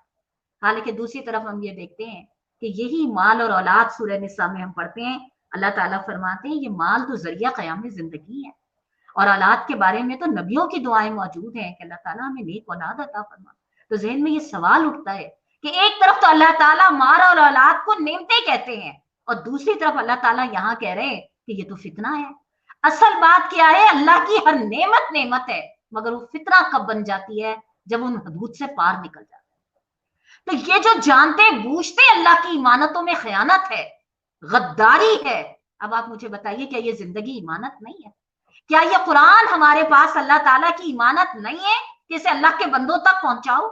आज की भी इस दुनिया में कितनी वसी अल्लाह ताला की मखलूक है जो अल्लाह के कलाम से नावाकिफ है। अल्लाह ने ये जिम्मेदारी हमारे पर डाली। हम जानते हैं कि उम्मत मुस्लिमा होने के नाते ये रोजे जो हमसे रखवाए जा रहे हैं वो इसी जिम्मेदारी की अदायगी के लिए हमारी ट्रेनिंग कराई जा रही है। ये जो हज हमसे कराया जाता है ये इज्तिमाई तौर पे इसी जिम्मेदारी की अदायगी के लिए। ये जो नमाज 5 वक्त में फर्ज की गई, ये जो ज़कात इन्फाक का पहलू दिया गया कि जिस मिशन के लिए अल्लाह तुम्हें तैयार कर रहा है उसमें तुम्हें इन सारी चीजों की जरूरत पड़ेगी। जिस तरह एक फौजी को ट्रेनिंग के लिए अलग सुबह उठाया भी जाता है, सख्त मुशक्कत भी कराई जाती है, हर तरह के मौसम में ट्रेनिंग कराई जाती है, सेम बिल्कुल इसी तरह से ये इबादत जो है ये दरअसल तुम्हें उन इमानतों की जवाबदेही के लिए तैयार कर रही है जो अल्लाह ने 30 पारों की सूरत में तुम्हारे हाथों में दे दी है। तुम फिर भी जानते बूझते उसमें खयानत ना करो। तुम्हें पता है तुम्हारी जिंदगी का सबसे बड़ा मिशन जो तुम्हारे रब ने तुम्हारे लिए रखा है वो ये, मगर तुम उसके बावजूद क्या कर रहे हो? और अल्लाह पाक ने सिर्फ इतना नहीं कहा ला तखूनुल्लाह व रसूला, बल्कि क्या कहा? अपनी इमानतों में गद्दारी के मुतल्लिक़ ना। बड़ा ऐसे अल्फाज हैं, यानी हम कहते हैं ना कि एक तो एक खयानत कर रहे हैं। जिंदगी अल्लाह ने किस मकसद के लिए दी, सलाहियतें, सेहतें, काबिलियतें, अल्लाह ने वक्त किस हिकमत के लिए दिया, किस मिशन के लिए दिया। और एक ये है कि एक तो हम जानते बूझते घिटियाई कर रहे हैं और ये अल्लाह के नजदीक क्या है? गद्दारी। अब आप सोच लीजिए रियासतें गद्दारी के मुकदमों में क्या करती, बहुत सारे जुर्मों की सजाएं माफ कर देती हैं, लेकिन रियासत से बगावत की सजा ऐसी है जो बिला तफरीक मुसलमान या काफिर हर रियासत अपने से बागी को मौत के धाने पे ले जाके खड़ा करती है। रब्बुल इज्जत यहां ये बात समझा रहे हैं, अल्लाह की बख्शिश से दूर बुराइयों की जो हम अल्लाह से मांगते हैं कि अल्लाह हमारी बुराइयां दूर कर दीजिएगा, कौन सा हमारा अमल है जो हमारी ये दुआएं हमारे हक में कबूल नहीं होती कि हम अल्लाह की इमानतों में खयानत कर। ये जिंदगी, ये सेहतें, ये औलादें, ये नेमतें, ये काबिलियतें जो हम समझते हैं हमारी, हमें बहुत अच्छा बोलना आता है, हमें बहुत अच्छा दर्स देना आता है, हमारी अक्ल जितनी अच्छी बात को समझ लेती है, हम माशाल्लाह जितने गहरे हिकमत के मोती झाड़ते हैं, ऐसे तो किसी के पास भी नहीं, सब अल्लाह की देन। और अगर हम उसको रब की मर्जी के मुताबिक नहीं खर्च कर रहे तो ये रब के नजदीक क्या है? गद्दारी। इतने सख्त अल्फाज हैं कि मुझे हक नहीं है कि मैं आपके बारे में कहूं, आपको हक नहीं है कि मेरे बारे में, लेकिन हमारे खालिक को यह हक है कि वो इस बदतरीन खयानत को गद्दारी से ताबीर कर। और अफसोस होता है उस उम्मत पर जो गद्दारी के इन अल्फाज को झूम झूम के पढ़ के चली जाती है, एक लम्हे नहीं सोचती कि वो अल्लाह के यहां गद्दारों में शुमार हो रही है। जब तो उम्मत जागती नहीं क्या। और उसके बाद अल्लाह ताला ने आयत नंबर 28 में क्या कहा? जान रखो तुम्हारे माल और तुम्हारी औलाद हकीकत में सामान्य आजमाइश है। अच्छा, इससे पहले जो इमानतों का लफ्ज था ना, इसमें आपको याद होगा, लेकिन चूंकि ये मौजू बहुत अहम है, आपको याद होगा हमने नमाजों के बारे में भी पढ़ा था, नमाज का जब पढ़ा था हमने वहां पे भी ये समझा था कि इमानतों से मुराद बेशक ये सारी चीजें भी हैं, लेकिन सूरह निसा में मौलाना ने जहां अल्लाह ताला ने हुक्म दिया है ना, आयत नंबर 58 में, इन्नल्लाह यामुरुकुम अन तुअद्दुल अमानाति इला अहलिहा, मुसलमानों अल्लाह तुम्हें हुक्म देता है कि इमानतें अहले इमानत के सुपुर्द करो, और जब लोगों के दरमियान फैसला करो तो अदल के साथ करो। और यहां पे भी अल्लाह ताला ने क्या कहा? अपनी इमानतों में गद्दारी के मुर्तकिब ना। तो मौलाना ने इसकी तशरीह में सूरह निसा में 88 के हाशिए में बड़ा जबरदस्त जुमला लिखा है। मौलाना लिखते हैं, तुम उन बुराइयों से बचे रहना जिनमें बनी इसराइल मुब्तला हो गए थे।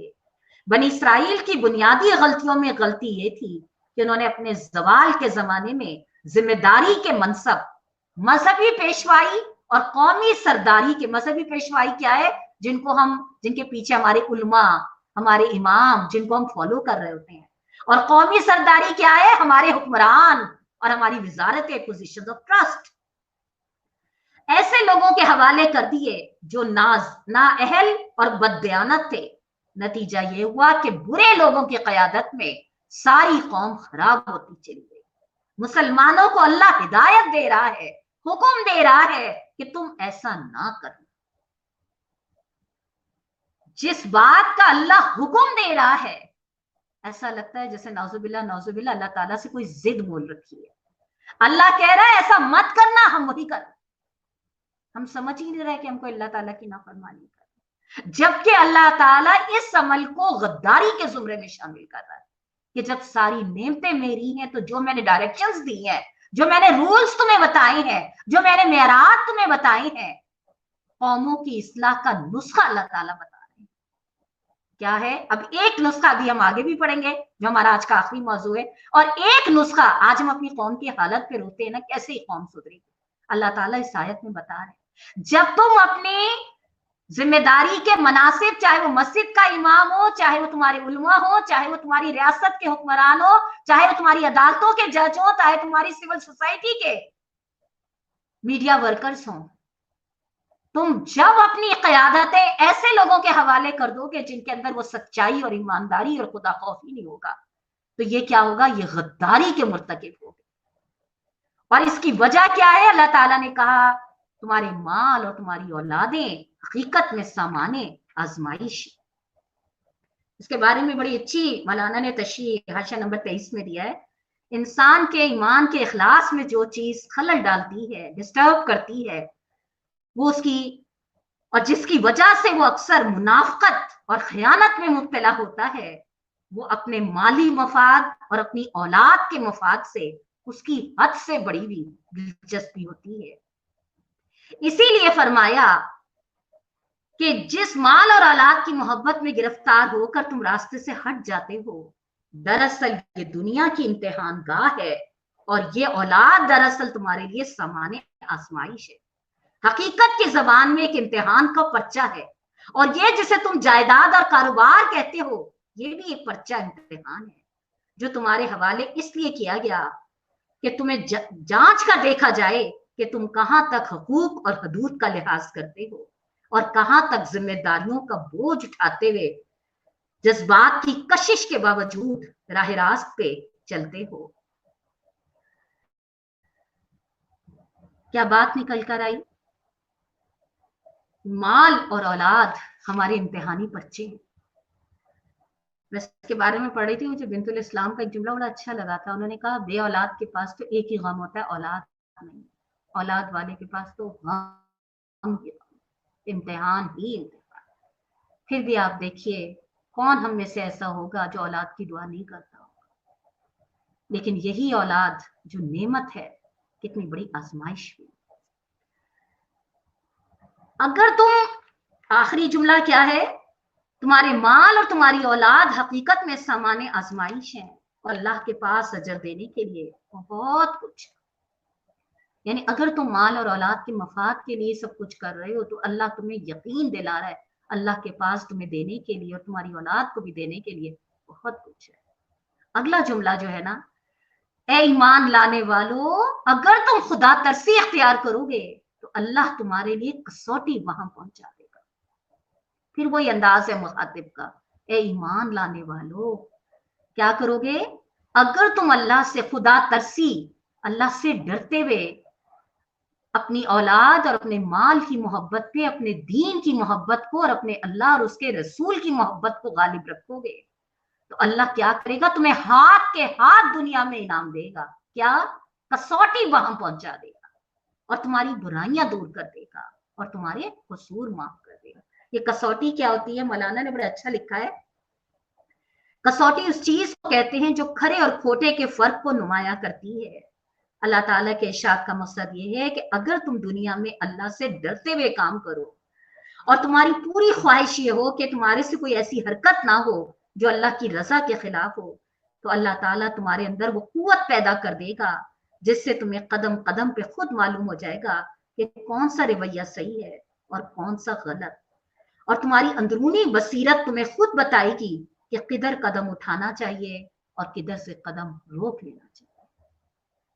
جس کو اللہ یہ نعمت دے دے کہ اس سے زندگی کے ہر معاملے میں یہ رہنمائی ملنی شروع ہو جائے، وہ جب اللہ سے دعا کرتے ہیں نا، اللہم ارنا الحق حقا وارزقنا اتباعہ وارنا الباطل باطلا وارزقنا اجتنابہ۔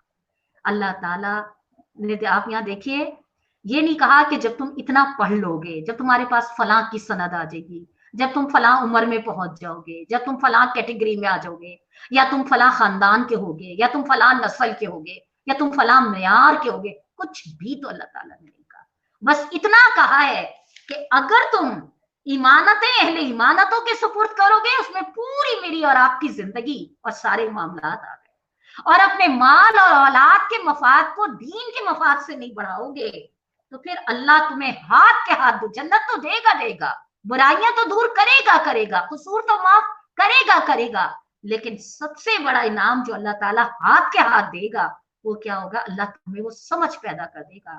اللہم فقہنا فی الدین، اللہ وہ دین کی، اللہ جس پہ مہربان ہوتا ہے اس کو دین کی سمجھ دے دیتا ہے۔ دین کی صحیح سمجھ کیا ہے؟ صحیح وقت میں صحیح نیکی دراصل دین کی سمجھ ہے۔ جس کو وہ توفیق مل جائے کہ مطلوب وقت کی مطلوب نیکی دراصل وہی کام۔ اب ہم آخر میں آ رہے ہیں استغفار کی، اللہ سے استغفار کی فضیلت۔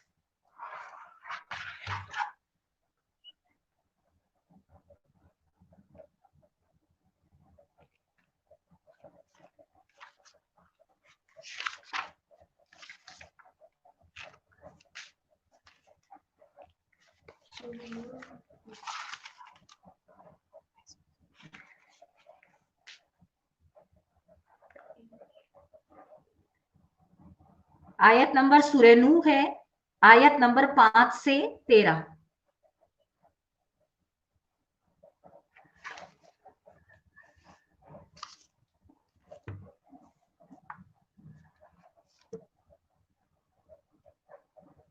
بسم اللہ الرحمن الرحیم۔ قال رب انی دعوت قومی لیلا ونہارا فلم يزدهم دعائي إلا فرارا وإني كلما دعوتهم لتغفر لهم جعلوا أصابعهم في آذانهم واستغشوا ثيابهم وأصروا واستكبروا استكبارا ثم إني دعوتهم جهارا ثم إني أعلنت لهم وأسررت لهم إسرارا فقلت استغفروا ربكم إنه كان غفارا يرسل السماء عليكم مدرارا ويمددكم بأموال وبنين ويجعل لكم جنات ويجعل لكم أنهارا ما لكم لا ترجون لله وقارا.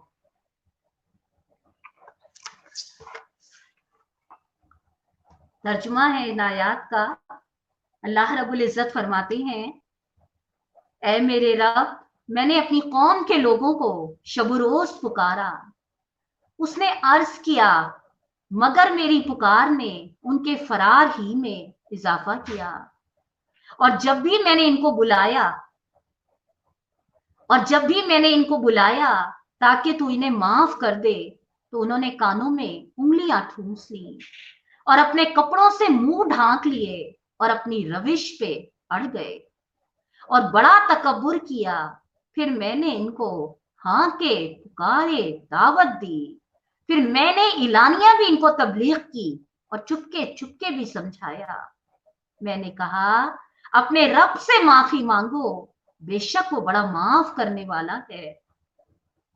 وہ تم پر آسمان سے خوب بارشیں برسائے گا, تمہیں مال اور اولاد سے نوازے گا, تمہارے لیے باغ پیدا کرے گا اور تمہارے لیے نہریں جاری کر دے گا. تمہیں کیا ہو گیا کہ تم اللہ سے کسی وقار کی توقع نہیں رکھتے. صدق اللہ العظیم. یہ استغفار کا جو موضوع ہے معزز سامعین, جب ہم قرآن پڑھتے ہیں اور اس پہ غور و فکر کرتے ہیں تو ہمارے سامنے یہ بات آتی ہے کہ انبیاء علیہ السلام نے بھی اپنی قوموں سے استغفار کے بارے میں کتنی تاکید کری. حضرت آدم علیہ السلام اور حضرت حوا کی دعا ہے ربنا ظلمنا انفسنا وَإِن لَمْ تَغْفِرْ لَنَا وَتَرْحَمْنَا لَنَكُونَنَّ مِنَ الْخَاسِرِينَ. اے ہمارے رب ہم نے اپنے اوپر ستم کیا, اب اگر تو نے ہم سے درگزر نہ فرمایا اور رحم نہ کیا تو یقیناً ہم تباہ ہو جائیں گے. حضرت ابراہیم علیہ السلام مانگتے ہیں ربنا اغفر لی ولوالدی وللمؤمنین یوم یقوم الحساب. حضرت موسیٰ علیہ السلام مانگتے ہیں رب انی ظلمت نفسی فاغفر لی فغفر لہ انہ هو الغفور الرحیم. اور مومنین کو یہ دعا سکھائی گئی, کہو ربنا فاغفر لنا ذنوبنا وکفر عنا سیئاتنا وتوفنا مع الابرار. حضرت فضیل بن عیاض کہتے ہیں بندہ ہر وقت گناہ اور نعمت کے درمیان ہوتا ہے, ان دونوں کی اصلاح یا تو حمد سے ہوتی ہے یا استغفار سے. حضرت قتادہ ارشاد کرتے ہیں کہ قرآن آپ کی بیماری بھی بتاتا ہے اور بیماری کا علاج بھی, اور بیماری سے مراد گناہ ہے اور اس کا علاج اللہ تعالیٰ سے مغفرت ہے. اللہ کے پیارے نبی صلی اللہ علیہ وسلم نے خواتین کو کثرت کے ساتھ استغفار کی تلقین کی اور فرمایا اے گروہ خواتین صدقہ دیا کرو اور کثرت سے استغفار کیا کرو, بے شک میں اہل جہنم کی اکثریت خواتین پہ مشتمل دیکھتا ہوں. استغفار کی تمام انبیاء کی اس رہنمائی کی روشنی میں اگر ہم حضرت نوح علیہ السلام کے ان جملوں کو دیکھیں جو انہوں نے اپنی قوم سے کہے, اس کے بارے میں جو حاشیہ نمبر 12 ہے, کیونکہ میرا وقت ختم ہو رہا ہے اس لیے میں تھوڑا سا سمیٹ رہی ہوں اور تیز لے کے چل رہی ہوں, صرف حاشیہ بڑھ کے اپنی بات سمیٹ دوں گی. یہ بات قرآن مجید میں متعدد مقامات پہ بیان کی گئی کہ اللہ سے بغاوت کی روش صرف آخرت میں نہیں دنیا میں بھی انسان کی زندگی کو تنگ کر دیتی ہے. इसके बरक्स अगर कौम नाफरमानी के बजाय ईमान, तकवा और अल्लाह की अताअत का तरीका इख्तियार करे तो ये सिर्फ आखिरत में ही फायदा नहीं देता बल्कि दुनिया में भी उस पर नेमतों की बारिश होने लगती है। सूरह ताहा में इरशाद हुआ, जो मेरे जिक्र से मुंह मोड़ेगा उसके लिए दुनिया में तंग जिंदगी होगी और कयामत के रोज हम इसे अंधा उठाएंगे। सूरह मायदा में फरमाया, अगर ये अहले किताब तौरात और इंजील और इन दूसरी किताबों को कायम करते और को कायम किया होता जो उनके रब की तरफ से भेजी गई थी तो उनके लिए ऊपर से रिस्क बरसता और नीचे से उबलता। वक्त मेरा चूंकि खत्म हो गया, आखिरी सिर्फ पढ़ रही हूँ। कुरान मजीद की इस आयत पे अमल करते हुए एक मरतबा कहत के मौके पे हजरत उमर ने बारिश की दुआ के लिए निकले और इस्तगफार पे इक्तफा फरमाया। लोगों ने अर्ज किया, अमीरुल मोमिनीन, आपने बारिश के लिए तो दुआ की नहीं। फरमाया, मैंने आसमान के उन दरवाजों को खटखटाया है जहां से बारिश नाजिल होती है, फिर सूरह नूर की आयत पढ़कर सुना दी। इसी तरह आता है कि हसन बसरी की मजलिस में एक शख्स ने खुशकसाली की शिकायत की। उन्होंने कहा, अल्लाह से इस्तगफार करो। दूसरे ने तंगदस्ती की शिकायत की। तीसरे ने कहा, मेरे यहाँ औलाद नहीं होती। चौथे ने कहा, मेरी जमीन की पैदावार कम हो रही है। हर एक को ये जवाब देते चले गए, इस्तगफार करो। लोगों ने कहा, ये क्या मामला है कि आप सबको मुख्तलिफ शिकायतों का एक ही इलाज बता रहे हैं। उन्होंने जवाब में सूरह नूर की आयत सुना दी। क्या बात निकल कर आई। कौम का रवैया क्या था, इंशाल्लाह आप लोग इसको तफसील के साथ पढ़ लीजिएगा। हम अपने वक्त की पाबंदी का लिहाज रखते हुए यहाँ से रोक रहे हैं, लेकिन इन सारी तफसील से बात क्या निकल कर आई, फर्द और कौमों की बदहाली को हम रब की हिदायत के मुताबिक अगर बेहतरी की तरफ लाना चाहते हैं तो एक ही नुस्खा है कि सिर्फ अल्फाज या तस्बीह की सूरत में नहीं, अमली सूरत में कौम अल्लाह से तौबा रुजू करके अपनी हरकतों से तौबा कर ले, हलाल कमाई की तरफ आ जाए, कनात की नेमत इख्तियार कर ले, इसराफ से अपने आप को महफूज कर ले, अपनी क़यादतें अहले ईमानत के सुपुर्द कर दे, अपनी ईमानतों और अपने अहद की पासदारी कर ले और नमाज के निज़ाम को कायम करने वाली बन जाए। अल्लाह करे मैं और आप वो बेहतरीन इस्तग़फ़ार करने वाले और रब की मग़फ़िरतों के बेहतरीन मुस्तहिक़ बन जाने वाले हों। आमीन। हम दुआ कर लेते हैं। दुआ से पहले मैं कल का आपको बता दूं, इंशाल्लाह कल हमारा मौजू होगा ज़कात, ज़कात का निज़ाम, ज़कात की बरक़ात, ज़कात के फ़वाइद, ज़कात किन लोगों को दी जा सकती है, ज़कात के ज़ैल में जितनी तफसीलात हैं वो इंशाल्लाह ज़िंदगी रही तो हम कल लेने की कोशिश करेंगे। चूंकि रमज़ान और ज़कात का आपस में बड़ा गहरा ताल्लुक है और जाहिर है जब ईमान कमज़ोर हुआ तो इन्फाक फी सबीलिल्लाह का तो वैसे ही हशर ख़राब हो गया ना, लिहाजा ये ज़कात का मौजू जो है इस लिहाज से बहुत अहम है। इंशाल्लाह कल हम इस मौजू का अहाता करेंगे। इसमें मैं आपको कोई ख़ास आयतें नहीं दे रही, बस टॉपिक्स आपको बता रही हूँ। इन टॉपिक्स के तहत इंशाल्लाह ज़कात की बरक़ात, ज़कात का निज़ाम, ये सारी चीज़ें इंशाल्लाह हम कल समझने की कोशिश करेंगे। चलें दुआ कर लेते हैं। औज़ु बिल्लाहि मिनश शैतानिर रजीम, बिस्मिल्लाहिर रहमानिर रहीम। सुब्हान ज़िल मुल्क वल मलकूत ज़िल इज़्ज़ति वल अस्मति वल हैबति वल क़ुदरति वल किब्रियाइ वल जबरूत। सुब्हान ज़िल हय्यिल लज़ी ला यनामु व ला यमूत। सुब्बूहुल क़ुद्दूस सुब्बूहुल क़ुद्दूस सुब्बूहुल क़ुद्दूस रब्बुना व रब्बुल मलाइकति वर रूह। अल्लाहुम्मा अज्जिरना मिनन नार, अल्लाहुम्मा अज्जिरना मिनन नार।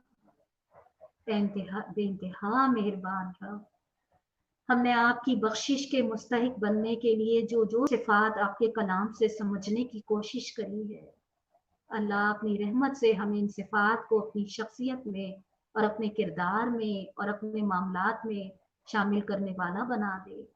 अल्लाह हम सब को इस बख्शिश को हासिल करने के लिए दौड़ने वाला बना दे, खुद भी जन्नत के रास्ते पे चलने वाला और आपके प्यारे नबी सल्लल्लाहु अलैहि वसल्लम की उम्मत को भी इसी रास्ते पे बुलाने वाला बना दे।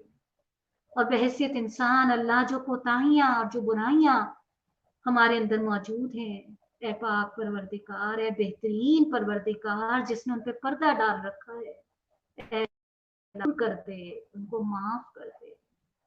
ऐ अल्लाह हमसे राजी, हमको खुश कर दे और इस तमाम दीन की रहनुमाई को, तदब्बुर कुरान को अल्लाह ताला हमारी जिंदगियां, हमारे माशरे, हमारे मुल्क और कौम की को बेहतरीन रास्ते पे लाने के लिए मददगार बना दे। जो जहां जितनी कोशिश कर रहा है परवरदिगार को उनके हक में मग़फ़िरत और निजात का जरिया बना दे। हमारे तमाम मरहूमीन को की बेहतरीन बख्शिश फरमा दे और हमारी नस्लों को हम सब के लिए बेहतरीन सबका जारिया बना दे। आमीन सुम्मा आमीन। रब्बना तक़ब्बल मिन्ना इन्नका अंतस समीउल अलीम व तुब अलैना इन्नका अंतत तव्वाबुर रहीम। सल्लल्लाहु तआला अला खैरि खल्क़िही मुहम्मदिन व आलिहि व सहबिही व ज़ुर्रिय्यतिही व अहलि बैतिही अजमईन बिरहमतिका या अरहमर राहिमीन। किसी ने अगर कोई सवाल करना है तो आप लोग कर लीजिए, नहीं तो फिर हम क्लास टॉप खत्म कर देते हैं।